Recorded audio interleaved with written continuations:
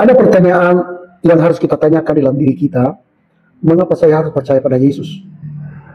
Pertanyaan ini harus benar-benar kita mengenal dan menjawabnya dengan baik, supaya kita mengerti dan kita tidak setia lagi kepada Tuhan kalau kita sudah mengerti mengapa saya harus percaya pada Yesus.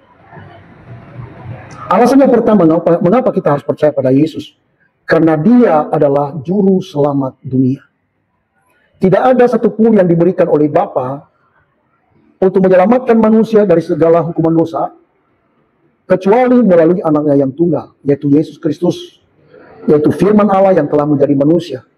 Di dalam Yohanes pasal 3 ayat 16 berkata, karena begitu besar kasih Allah akan dunia ini, sehingga Ia mengaruniakan anaknya yang tunggal, supaya setiap orang yang percaya kepadanya tidak binasa, melainkan beroleh hidup yang kekal. Jadi artinya dengan percaya kepada Yesus, maka kita sudah pasti menerima pengampunan dan memperoleh kehidupan yang kekal. Di luar itu saudara, kita tidak mungkin kita diselamatkan dari hukuman dosa. Yang kedua adalah karena Yesus adalah satu-satunya jalan kepada Allah. Di dalam Yohanes pasal yang ke-14 ayat 6 dia berkata, Akulah jalan dan kebenaran dan hidup, tidak ada seorang pun yang datang kepada Bapa kalau tidak melalui aku. Tidak ada jalan untuk menuju surga, tidak ada yang dapat kita menggapai Tuhan kalau tidak melalui Yesus. Jadi hanya satu-satunya jalan untuk menuju surga yang mulia itu, berjumpa dengan Bapa, hanya melalui Yesus Kristus. Di luar itu tidak ada alternatif yang lain. Jadi hubungan yang benar dengan Allah hanya bisa terjadi kalau kita datang kepada Yesus sebagai jalan, dan bukan hanya penunjuk jalan, tetapi jalan itu sendiri. Bahkan lebih lagi dikatakan bahwa jalan dan kebenaran dan hidup. Hanya satu kebenaran, tidak ada yang lain, hanya Yesus. Dan Dia yang memberikan juga kehidupan. Dan yang ketiga adalah di dalam pengajarannya, Yesus mengajarkan sesuatu hal yang luar biasa. Nilai-nilai moral yang sangat tinggi diajarkan oleh Yesus, yaitu tentang kasih. Nah, mungkin banyak orang yang mengajarkan tentang kasih ya saudara. Tetapi perhatikan, ada maju satu langkah lagi yang diajarkan oleh Yesus. Kasihilah musuhmu dan berdoalah kepada mereka yang menganiaya kamu. Jadi bukan hanya sekedar kita mengasihi, sekedar peduli. Musuh pun kita harus bisa mampu untuk mengasihinya saudara. Kita mampu untuk mengampuninya. Jadi sebenarnya kehidupan kekristenan itu tidak ada alasan kita untuk membenci orang lain. Tetapi yang ada adalah mengasihi.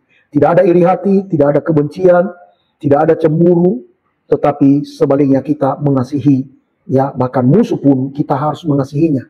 Dengan ajaran Yesus itu, kita mendapatkan makna kehidupan yang berarti. Ada banyak saya melihat orang-orang yang telah menerima Yesus, yang tadinya jahat, tapi setelah dia menerima Yesus, kehidupannya luar biasa diubahkan oleh Tuhan. Bahkan tadinya mungkin dia adalah pencuri, tetapi setelah dia percaya pada Yesus, justru dia suka memberi. Dia suka menolong, dia suka membantu orang lain. Kalau dulu mengambil hak orang lain, tetapi setelah percaya pada Yesus, hidupnya diubahkan. Ini luar biasa. Jadi ini adalah orang-orang yang sudah mengalami perjumpaan dengan Tuhan. Yang berikutnya, Yesus telah bangkit dari antara orang mati.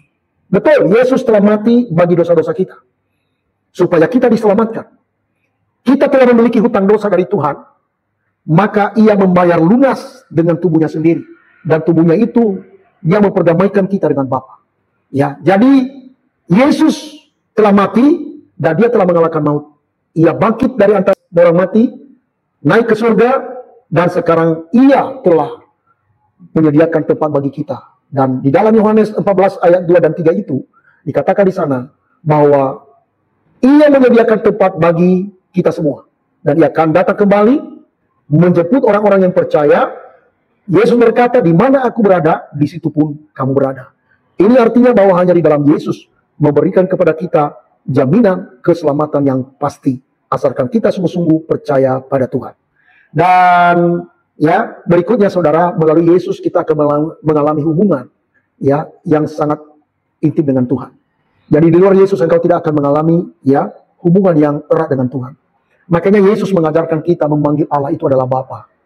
Bapa kami yang di surga. Jadi artinya bahwa melalui Yesus saudara, kita memiliki hubungan relasi yang sangat erat dengan Bapa di surga. Sehingga bagaikan hubungan antara Bapa dengan anak, demikian hubungan kita dengan Allah saudara.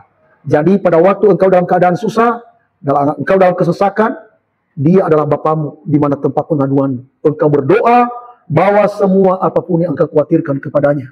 Segala keinginanmu bawa di dalam doa dan permohonan dengan ucapan syukur. Maka Ia akan bertindak, saudara. Maka terlalu rugi engkau untuk meninggalkan Yesus yang dalam hidupmu. Engkau meninggalkan Yesus berarti engkau meninggalkan segala sesuatu yang dimiliki oleh Bapa.